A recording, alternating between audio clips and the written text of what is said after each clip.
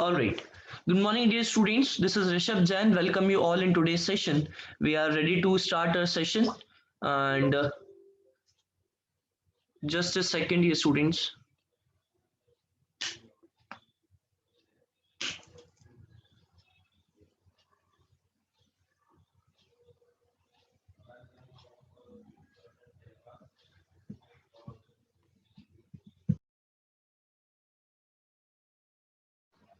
All right, dear students. So now we are ready to start. So let's begin with the chapter number 20, conjunctions. Right? In the last class, in the previous class, we studied the vocabulary part of this chapter. We completed the vocabulary part of conjunctions, right? And today we will be discussing what actually the conjunctions are. So first of all, let's read the definition. A conjunction is a word or a group of words. Listen carefully. It's a word. It can be a word or group of words that can join other words. यानी कि जो other words को आपस में क्या करते हैं join करते हैं या फिर किसी ग्रुप ऑफ वर्ड्स को ज्वाइन करते हैं या किन्हीं सेंटेंसेस को ये ज्वाइन करते हैं. So what basically the conjunctions are basically the joining words. Conjunctions क्या है बेटा? ज्वाइनिंग वर्ड्स हैं. ये क्या करने के काम में आते हैं? ये ज्वाइन करने के काम में आते हैं. These are joining words. ये क्या है?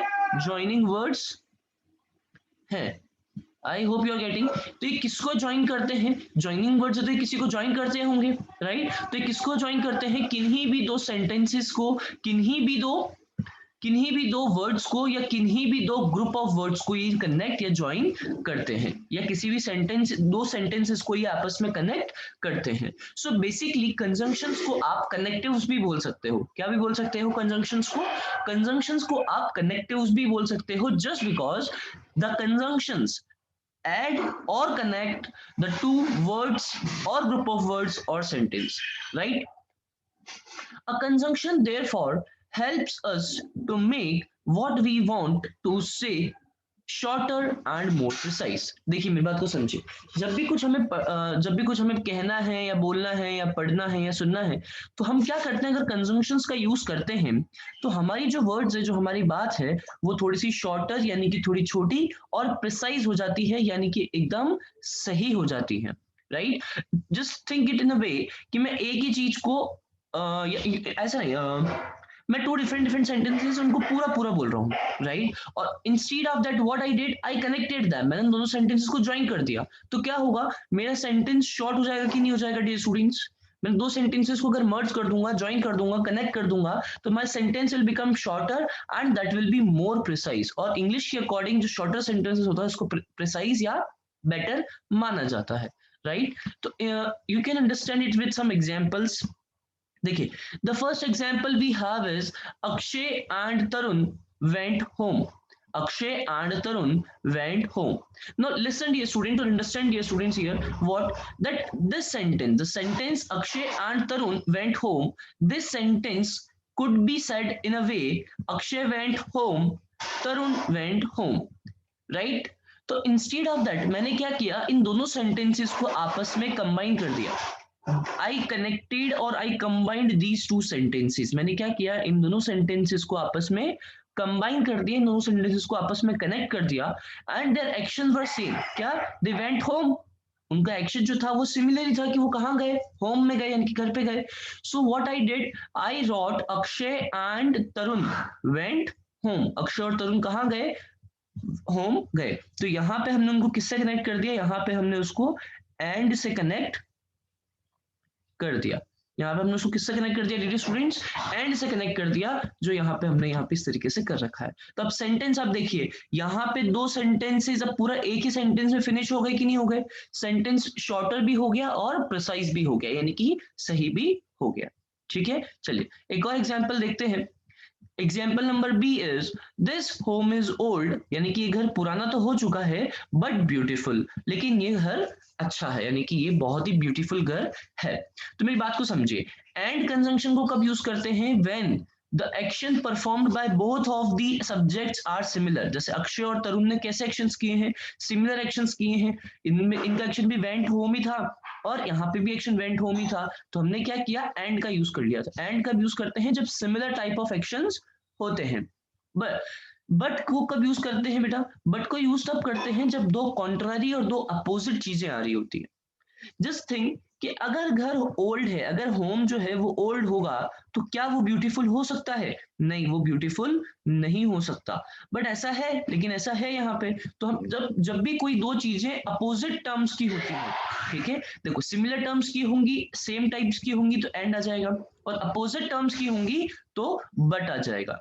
Are you getting my point? Same होगी तो एंड आ जाएगा, और अपोजिट होगी तो बट आ जाएगा। तो हमने यहाँ पे क्या लिखा है? दिस होम इज ओल्ड, ये होम कैसा है? ओल्ड है। दिस होम इज ओल्ड, यानी कि घर जो है ओल्ड है, यानी कि पुराना है, बट ब्यूटीफुल। लेकिन ये घर कैसा है बेटा? ब्यूटीफुल है। ठीक है, okay, next. Too much work and lack of rest made Ravi sick, यानी कि जो बहुत सारा वर्क था और रेस्ट की जो कमी थी, उसने क्या किया? रवि को सिक बना दिया, यानी कि रवि को बीमार कर दिया। ऑफ कोर्स सी बात है बेटा कि अगर आप बहुत सारा वर्क करेंगे, if you do to much work, यानी कि अगर बहुत सारा वर्क कर रहे हैं और आप में रेस्ट की कमी है, रेस्ट की अगर कमी हो रही है, रेस्ट की बेटा अगर कमी चल रही है, तो क्या होगा? आप क्या हो जाओगे? आप बीमार हो जाओगे। रवि रवि की मतलब रवि को यहाँ पे साथ ऐसे ही हुआ। तो टू मच वर्क, बहुत सारा वर्क था, और लैक ऑफ रेस्ट, यानी कि रेस्ट की कमी की वजह से रवि क्या हो गया? सिक हो गया। ठीक है,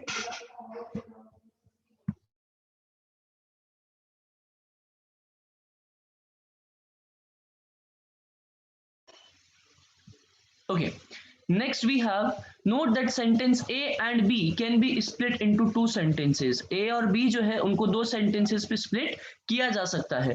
फर्स्ट जो है, अक्षय went home, ठीक है, अक्षय कहाँ गया? होम गया। और तरुण वेंट होम, ये दो डिफरेंट डिफरेंट सेंटेंसेस है कि नहीं है बेटा? लेकिन इनका देखो एक्शन जो है वो सिमिलर आ रहा है, वेंट होम और वेंट होम सिमिलर एक्शंस है, तो इनको हमने एंड से कनेक्ट कर दिया था। ठीक है, the house is, this house is old, this house is beautiful. ठीक है, ये घर पुराना है और ये घर ब्यूटीफुल है, तो इन दोनों में अपोजिट था, तो हमने इसको बट से कनेक्ट किया था। किससे कनेक्ट किया था ये स्टूडेंट्स? बट से हमने इनको कनेक्ट किया था। ठीक है, हमने इसको बट से कनेक्ट किया था, right? I hope that these two sentences are clear. Now if you understand the third sentence, है ना, अगर आप थर्ड एग्जांपल समझेंगे बेटा, तो यहाँ पे क्या दे रखा है? Too much work and lack of rest, यानी कि बहुत सारा वर्कलोड होने की वजह से और रेस्ट की कमी होने की वजह से रवि क्या हुआ? बीमार हो गया। अब आप इन सेंटेंसेस को स्प्लिट नहीं करेंगे, these sentences, this sentence can not be split into two sentences. Listen why. Too much work made Ravi sick and lack of rest made Ravi sick. देखिए, यहाँ पे सिर्फ एक रीजन से रवि सिक नहीं हुआ है। ठीक है, रवि के सिक होने के पीछे दोनों रीजन थे, बहुत सारा वर्क करना भी था और रेस्ट की कमी भी थी, दोनों ही रीजन थे जिस वजह से रवि क्या हुआ था? बीमार हुआ था। तो यहाँ पे हम लोग क्या बोलेंगे कि this sentence can not be split into two sentences, ये सेंटेंस दो सेंटेंस डिफरेंट सेंटेंसेस में स्प्लिट नहीं हो सकता है। ठीक है, चलिए नेक्स्ट मूव ऑन करते हैं। Yes, some conjunctions are made up of more than one word. देखिए, कुछ कंजंक्शंस ऐसे होते हैं जिनको मोर देन वन वर्ड से बनाया जाता है। मोर देन वन वर्ड से बनाया जाता है का मीन क्या है डियर स्टूडेंट्स? यहाँ पे कि वहां पे मतलब इन सेंटेंसेस में कंजंक्शन जनरली बेटा हमने वन वर्ड के देखे हैं, लाइक एंड, और, because, but, right, as, yet, so, ये सब वन वर्ड के कंजंक्शंस होते हैं। बट ऐसा नहीं है कि सिर्फ वन वर्ड के ही होते हैं, conjunctions are made up of more than one word as well। some conjunctions, ठीक है, कुछ conjunctions more than one word वाले भी होते हैं, तो उनको अपन अंडरस्टैंड करते हैं कि वो कौन से हैं। either नकुल और Nikita has broken the glass. देखिए, या तो निकिता, नकुल ने, या फिर किसने? निकिता ने। ईदर और का मतलब क्या होता है डियर स्टूडेंट्स? दोनों में से एक। ठीक है, दोनों में से एक, या तो नकुल ने या निकिता ने क्या किया है? ग्लास को ब्रेक किया है। तो ईदर नकुल और Nikita has broken the glass, तो दोनों में से किसी एक ने ही किया है बेटा, दोनों ने नहीं किया है। अगर दोनों ने किया होता तो what we would write? We would write and Nakul and Nikita has have broken the glass. अगर एंड होता बेटा तो फिर हम, सॉरी, एंड होता मतलब दोनों ने मिलके तोड़ा है। यहाँ पे क्या है? ईदर और, यानी कि या तो नकुल ने या फिर निकिता ने इस ग्लास को तोड़ा है। राइट चलिए example number 2, example number B समझते हैं। एग्जाम्पल बी में क्या दे रखा है, Megha is not only hard working but also intelligent. यानी कि मेघा सिर्फ हार्ड वर्किंग नहीं है, वो साथ ही साथ क्या भी है, इंटेलिजेंट भी है। तो यहाँ पे डियर स्टूडेंट्स दोनों काउंट होंगे। ऐसा नहीं कि यहाँ पे आप अगर नॉट आ रहा है तो आप ये समझ लीजिए कि नॉट आ रहा है मतलब हार्ड वर्किंग तो नहीं है बट इंटेलिजेंट है, लेकिन इंटेलिजेंट है। No, it is not like that. यहाँ पे सेंटेंस का मतलब ये होता है कि Megha is not only intelligent, Megha सिर्फ हार्ड वर्किंग ही नहीं है, वो साथ ही साथ इंटेलिजेंट भी है। राइट अपन बोलते हैं ना कि वो सिर्फ मेहनती नहीं, इंटेलिजेंट भी है, दोनों है वो, ठीक है, सिर्फ हार्ड वर्किंग नहीं है, वो साथ ही में इंटेलिजेंट भी है। तो in the same way Megha is not only hard working, वो सिर्फ हार्ड वर्किंग नहीं है, वो क्या भी है, इंटेलिजेंट भी है। ठीक है चलिए नेक्स्ट आ जाइए सी एग्जाम्पल पे। Neither Raj nor his friends attended the party. ना ही राज ने ना ही उसके दोस्तों ने पार्टी अटेंड करी। ठीक है तो इसको ऐसे समझिए, देखिए ईदर और में दोनों में से कोई एक था और नीदर नॉर में दोनों में से कोई भी नहीं होता। ठीक है चलिए जैसे आप मार्केट गए, ठीक है, और आपने आपके पापा से कहा क्या, जैसे आइसक्रीम की शॉप आई तो आपने क्या बोला अपने फादर को, पापा I want to eat ice cream. ठीक है तो आपके पापा ने मना कर दिया। नेक्स्ट आप आगे गए तो चॉकलेट की शॉप आई तो आपने पापा को बोला पापा I want to eat chocolates. ठीक है तो अब क्या हो रहा है, अब आपके पास दो ऑप्शन है क्या, एक तो आइसक्रीम का भी है और एक चॉकलेट का भी है। तो आप अपने पापा को क्या कह सकते हो, I want to eat either chocolate or ice cream. I repeat, मैंने क्या मैं बोल वापस बताता हूँ आपको कि मैं क्या बोल रहा हूँ सेंटेंस। आपने फादर को क्या बोल सकते हो, I want to eat either chocolate or ice cream. ठीक है तो अपने फादर को चॉइस दे रहे हो कि या तो मुझे आइसक्रीम खिलाओ या मुझे आप चॉकलेट खिलाइए। राइट तो इधर और मतलब दोनों में से एक, अभी आपकी चॉइस थी, बट फादर ने क्या कहा, you will neither get you will get neither chocolate nor ice cream, you will get neither chocolate nor ice cream। ना तो तुम्हें चॉकलेट मिलेगी ना ही तुम्हें आइसक्रीम मिलेगी, बिकॉज तुम पढ़ाई नहीं करते हो। तो नीदर नॉर का मतलब क्या हो गया बेटा, नीदर नॉर मतलब ना तो ये ना ही वो। तो नीदर राज ना ही राज और नॉर हिज फ्रेंड और ना ही उसके दोस्तों ने क्या करी, पार्टी को अटेंड किया। तो दोनों में से कुछ भी यहाँ पे नहीं हुआ है।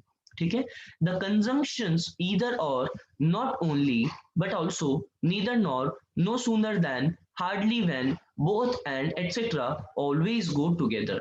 यानी कि ये जो कंजंक्शन है बेटा कौन कौन से, either or, not only but also, not only but also, neither nor, ठीक है, no sooner than, hardly when, both and, ये सब कैसे कंजंक्शन से बेटा, ये हमेशा साथ में चलेंगे, ये कभी भी सिंगल या अकेले नहीं आएंगे। I hope this is also clear to you. Right चलिए नेक्स्ट मूव ऑन करते हैं, अभी कुछ और कंजंक्शंस भी हैं बेटा। Yes this is the last topic and after this our chapter will be over. Yes so the conjunctions as if, along with, in case, as long as, such that, in order that, in order that, even if, as well as, provided that, as soon as, etc. are used together। देखिए ये कुछ conjunctions ऐसे हैं dear students जिनको आप हमेशा कैसे use करते हैं, टुगेदरली यूज करते हैं, यानी कि साथ में यूज करते हैं। यानी कि एज के साथ इफ आएगा ही आएगा, along के साथ with आएगा, in case, as long as, such that, in order that, even if, as well as, provided that, as soon as।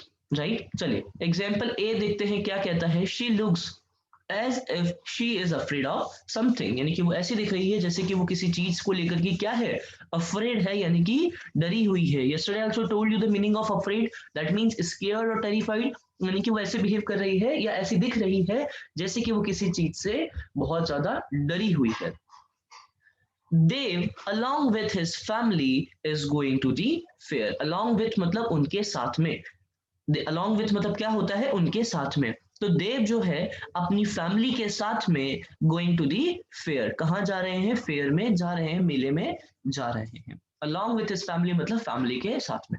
चलिए last example, you can work peacefully as long as मतलब उस समय तक या इतने समय तक, the naughty children are not at home. ठीक है तो यहाँ पे क्या हो रहा है कि बेटा घर के बहुत सारे बच्चे हैं, वो सब कैसे हैं, चिल्ड्रन जो है सब बहुत ही नॉटी हैं, और कोई पर्सन है या कोई बड़े हैं जिनको अपना वर्क करना है, ठीक है, तो उनको किसी और ने क्या बोला कि यू कैन वर्क पीसफुल्ली, यानी कि आप शांति से काम कर सकते हैं, एज लॉन्ग एज, मतलब जब तक कि नॉटी चिल्ड्रन जो है घर पे नहीं आ जाते, क्योंकि एक बार अगर वो घर पे आ गए तो they will not let you do your work, यानी कि वो आपको अपना वर्क करने नहीं देंगे। I hope that is clear. चलिए, so this was all about your conjunctions dear student. I hope that you all have understood कि कंजंक्शंस बेसिकली क्या होते हैं और इनको कैसे यूज किया जाता है। So that was all about this chapter. I will be sending you exercise tomorrow, or if possible today only, or not. If not today, then tomorrow surely I will be sending you the answers. Right? So that's all for today's session. Thank you everyone for attending it. Bye bye. Have a great day.